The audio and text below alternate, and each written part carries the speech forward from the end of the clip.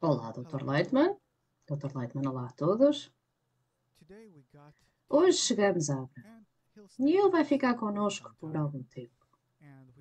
E já falamos que neste nível de egoísmo a pessoa tem o primeiro anseio na direção do Criador. E Abraão está a liderar-nos.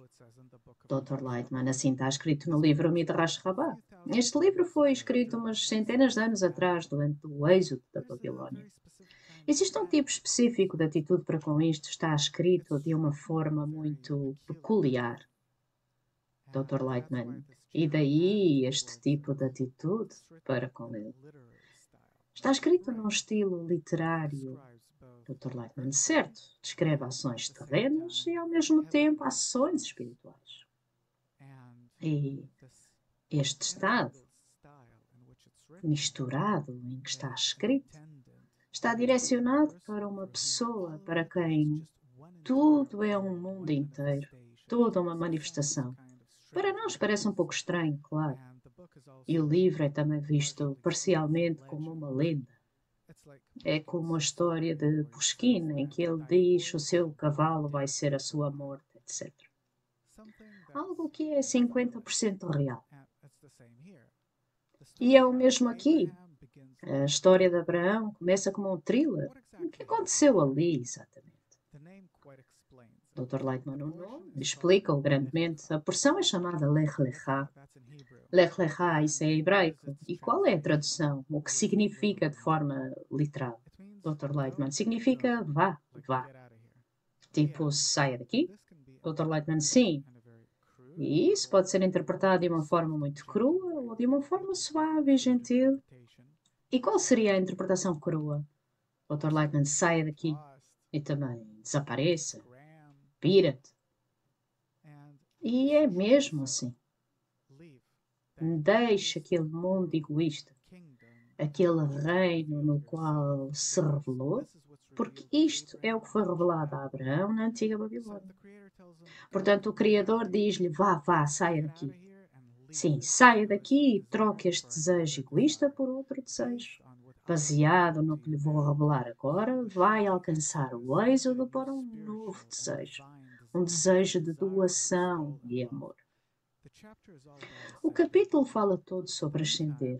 Para já gostava de falar um pouco de Abraão antes de começar este capítulo. Está escrito no grande comentário, nessa altura, o rei Nimrod reinava na Babilônia. Dr. Lightman, sim. Está escrito acerca daquele tempo. A força e o engano do rei Nimrod eram como um provérbio.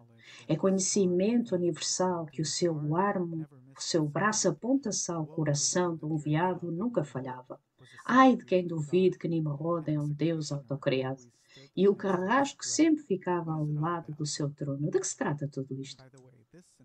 Dr. Lightman, já agora, este facto é a imagem do verdadeiro rei. Um rei é, antes de mais, temido. Quando falamos nas qualidades do Criador, também dizemos que a primeira qualidade é o medo, temor, irá em hebraico. Temor, mas em relação ao Criador, porque nós percebemos a sua grandeza. Não temos medo das suas ameaças, mas temos temor perante a sua grandeza. E, portanto, este medo é chamado de temor. Este temor deriva do respeito, de uma grande relação, de uma grande força, deste grande preenchimento, controle universal. Ou seja, não é uma questão de medo, mas temor perante o Criador. Dr. Lightman, sim, essas são coisas um pouco diferentes, obviamente, e então alcançamos amor. É o mesmo na corporeidade. Mas enquanto egoístas, isso age em nós de forma diferente. O rei precisa de nos tratar de forma dura, cruel, causando-nos este medo e ansiedade e temor até ao horror perante o seu poder. A nossa vida está nas suas mãos, sem quaisquer condições. Sem lei, sem lógica, ele pode fazer o que desejar. E então, no pico deste medo, aparece o amor. Isso é surpreendente. Dr. Lightman, sim, deriva do nosso desejo egoísta. A sensação para com o Criador deriva de uma transformação gradual do desejo para um estado altruísta. E depois alcançamos temor e amor revelado. Não importa o que aconteça, E mesmo se nos nossos olhos ele não for rei, vamos amá-lo e a todas as suas manifestações. Mas aqui tudo aponta para o carrasco que está ao lado dele. O carrasco estava ao lado dele. Também se fala disso dos tempos de Stalin. Dr. Leitman, na verdade, alguém que queira ser rei, isto é como precisa de ser. No nosso mundo, se pegarmos, por exemplo, em Tamerlane, Genghis Khan, isso é como eles eram. O rei não é o rei se não cortar uma dúzia de cabeças dos seus homens. E já agora, sem razão nenhuma.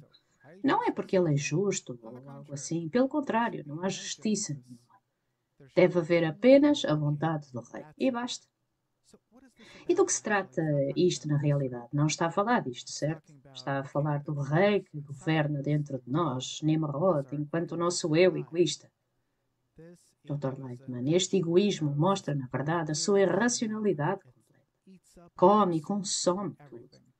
Força-nos a querer fazer o que quer que seja, por forma a governar o resto do mundo, apesar de a pessoa saber que é para seu próprio prejuízo. Então quem é o quem? O rei Nimrod. Dr. Leitman, é o nosso egoísmo, que nos força a lutar e não nos dá descanso.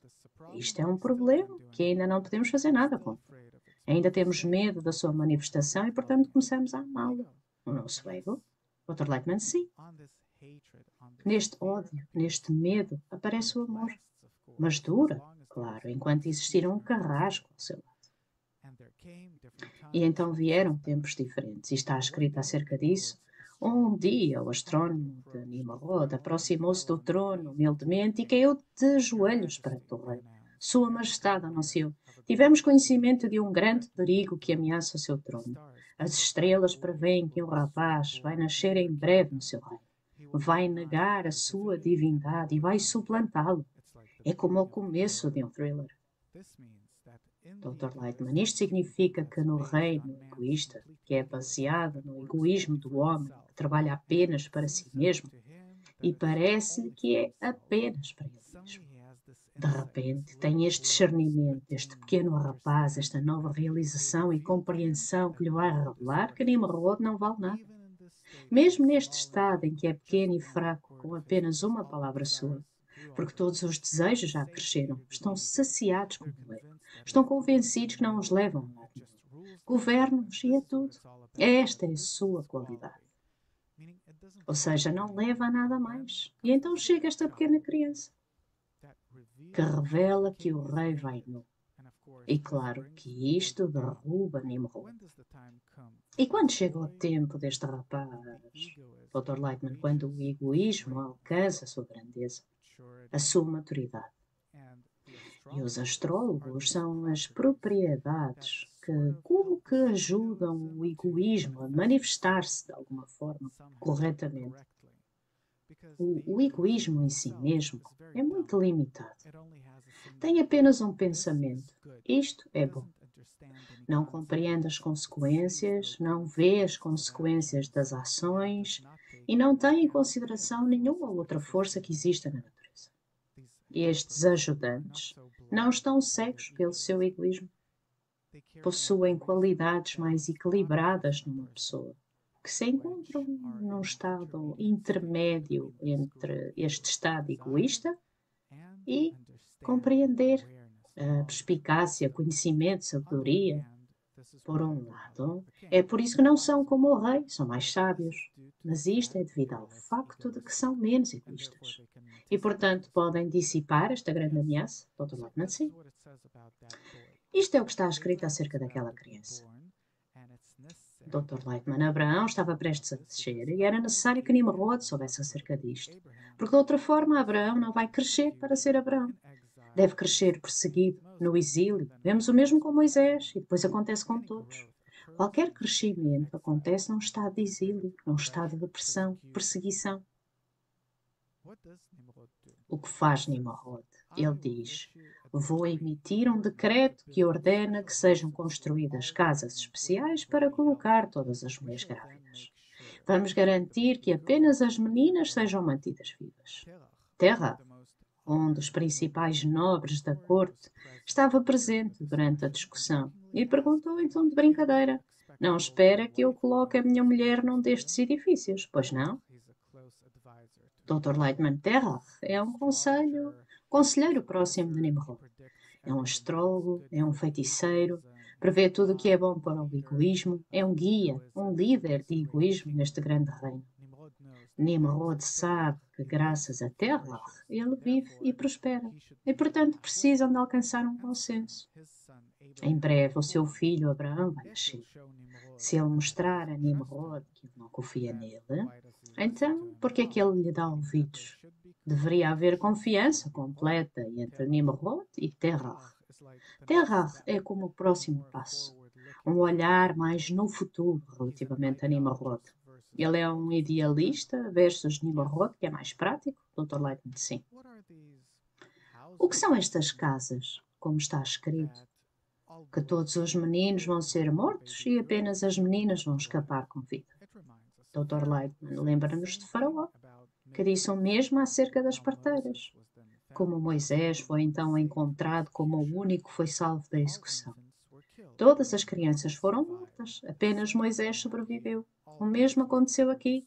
Todas as crianças foram destruídas, exceto Abraão, que foi salvo e permaneceu. Ou seja, de todos aqueles desejos que nasceram no processo de crescimento e desenvolvimento, há apenas um desejo que é correto. E, portanto, a pessoa deve escolhê-lo. Podemos escolher apenas um desejo com o nosso egoísmo. E com a sua ajuda, podemos avançar para o objetivo. O nosso egoísmo quer destruir este desejo. E, portanto, deve haver um desenvolvimento interno e inconsciente em nós mesmos, independente de nós. Cresce e manifesta-se. E então não podemos fazer nada acerca disso. Ou seja, existem tais qualidades em nós que devem crescer, independentemente de nós, sem serem percebidas por nós. E ainda assim pergunto, novamente, o que significa que apenas as meninas vivem e os meninos precisam ser mortos? Dr. Lightman, os desejos permanecem e as intenções são destruídas. Então as meninas são o desejo? Dr. Lightman, sim, o desejo, a carência, não importa que palavra utiliza, nukva. Nukva em hebraico vem da palavra neked, vaso. E os meninos são a satisfação? Dr. Lightman, sim, é a propriedade da satisfação. Como preencher? Cada um é satisfeito à sua maneira. E, portanto, não precisamos de novos preenchimentos, apenas precisamos deste velho sistema. E com esta doutrina avançamos em frente. Vamos satisfazer o ego, você providencia o ego e eu sei como satisfazê-lo. Isto é Nimrod. Muito bem, então acontece o seguinte. Terra esconde o seu filho numa caverna e quando Abraão tem 3 anos, começa a olhar em volta para o mundo e de repente começa a sentir que por detrás de tudo isto existe uma força. Ou seja, Abraão, com 3 anos, alcança o Criador. Então a minha primeira pergunta é o que significa 2 anos? Alguns numa caverna? Que tipo de realização é esta? Abraão dentro de uma pessoa com 3 anos que alcança o Criador. O que é isto? Dr. Lightman, ou seja, ele começa a perceber que todo o mal, todo o bem, o primeiro ano é como que no Egito, o que falamos que primeiro há os 7 anos da abundância, os 7 anos de fome, e então aparece a linha do meio, que os traz para o êxodo do Egito e ascender. O mesmo aqui. No primeiro ano compreende simplesmente o mundo. O segundo ano é a compreensão do seu preenchimento egoísta, as linhas da esquerda e da direita. E o terceiro ano é a percepção dos seus conceitos internos, a força impulsionadora interna. Ou seja, o terceiro ano leva-o à realização do Criador. No nosso mundo existem 2 rédeas, a positiva e a negativa, 2 forças que governam este mundo e que o governam. A terceira parte é a linha do meio, de onde derivam estas 2 forças. Abraão alcança este estado, e claro que nós estamos a falar de uma criança de 3 anos, mas já tinha 37, começa a agir, a fazer ações, e quando estava prestes a ter um filho já tem 100 anos, etc. Tudo isto são as alturas e medidas da realização.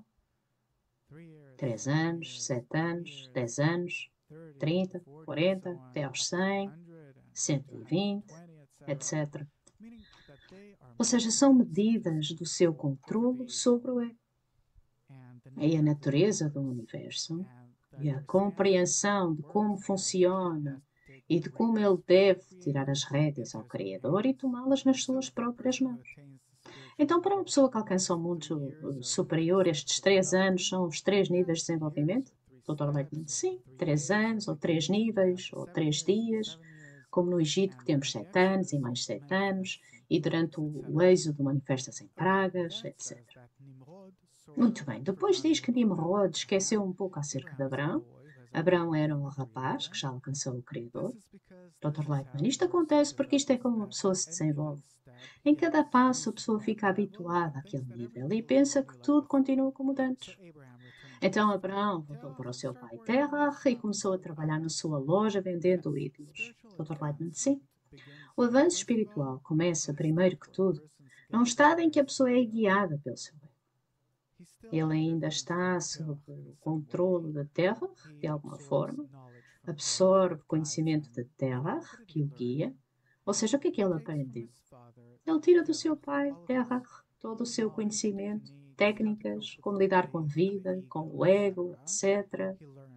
Aprende tudo isto, até ao ponto em que se torna igual a ele e aos egoístas deste mundo. Ou seja, que não é possível começar o avanço espiritual antes de todo o egoísmo se encontrar em seu poder. Compreende que é a sua essência e que o pode controlar. Isto foi o que Abraão alcançou.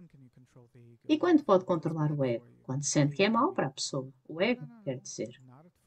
Dr. Leitman, não. Não a princípio. Abraão trabalha para o seu pai. Faz estátuas, amuletos, ídolos e vende-os. Ou seja, ganha de uma forma egoísta numa realização espiritual aparente. As pessoas acreditam que possuem uma conexão com forças espirituais, ou seja, que esta força no nosso corpo, esta entidade universal, espiritual, é uma força que leva a pessoa para a frente. E nesta altura acreditamos que podemos ser bem-sucedidos no nosso mundo ao alcançar um mundo espiritual. Ou seja, que tudo isto acontece de uma forma egoísta.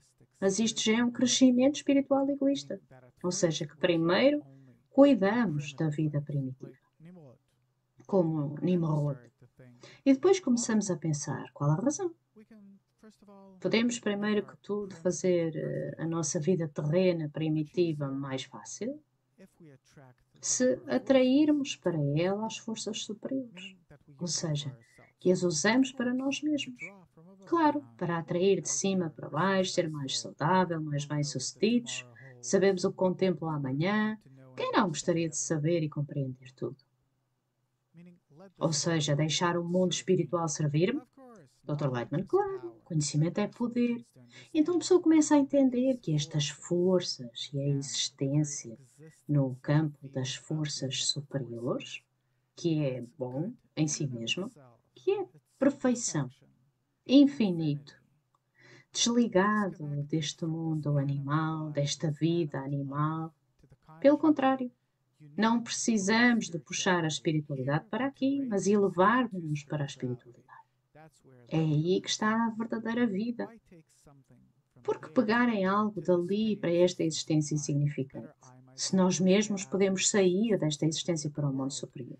E esta transformação é o que aconteceu a Abraão. É uma ideia revolucionária, certo? Dr. Leitman, sim. E acontece de forma gradual. E assim acontece até este dia. A pessoa chega até nós porque se sente mal nesta vida e pensa que com a ajuda da sabedoria da Kabbalah pode melhorá-la, torná-la melhor. E damos as boas-vindas a este desejo. É saudável, realista, por favor, tudo é para a pessoa, está tudo aberto.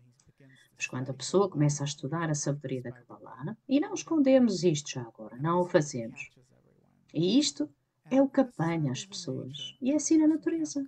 A pessoa não pode alcançá-lo de outra forma. Por mais que lhe diga, a pessoa não acredita. Ele simplesmente não tem outra saída.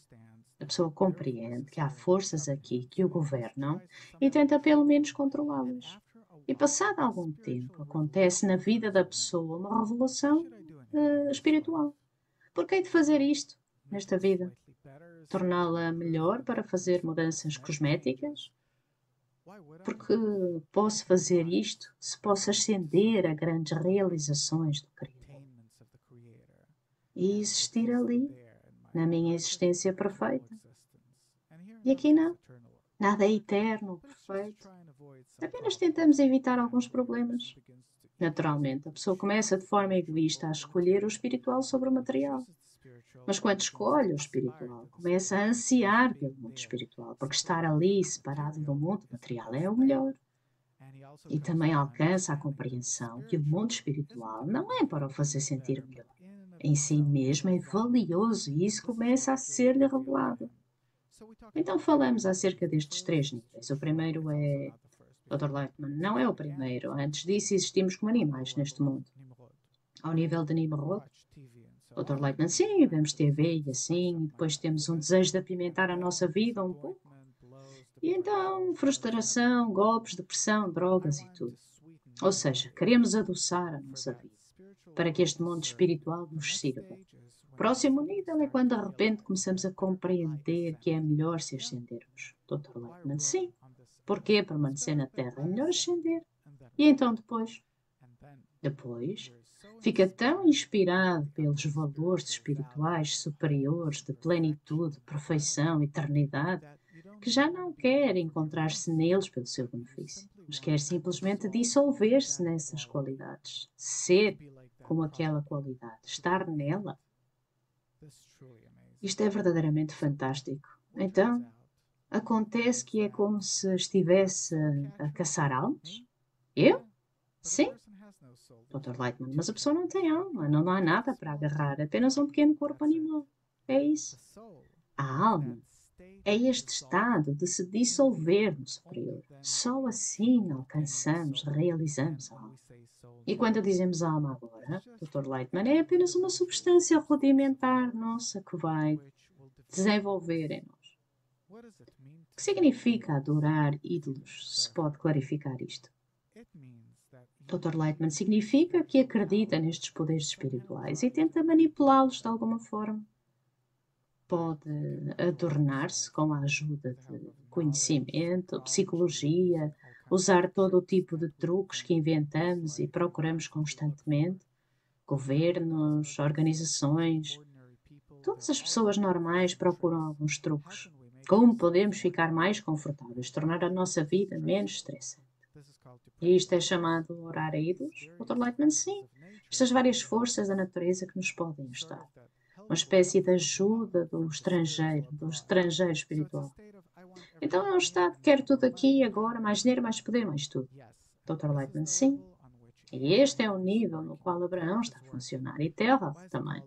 Por que ele é chamado mágico, feiticeiro? Porque isso é o que chamamos no nosso mundo às pessoas que podem fazer algo com a ajuda de alguma força externa. E então acontece aquela inversão, Abraão começa a partir os ídolos, começa a dizer às pessoas que é tudo heresia e que devem acreditar apenas num Criador, e as pessoas não querem acreditar nele, e o seu pai faz queixa dele a Nimrod. Dr. Lightman, porque ele saiu do nível do seu pai e, de acordo com a lei da negação, agora está contra o seu pai. Certo, ele parte todos os seus ídolos, ele arruína o seu negócio. Dr. Lightman, bem, não estamos a falar de pai e filho aqui, mas de 2 níveis, 2 estágios de desenvolvimento do homem, que ele superou o seu nível anterior, nega esse nível, afasta-se dele e quer elevar-se acima dele.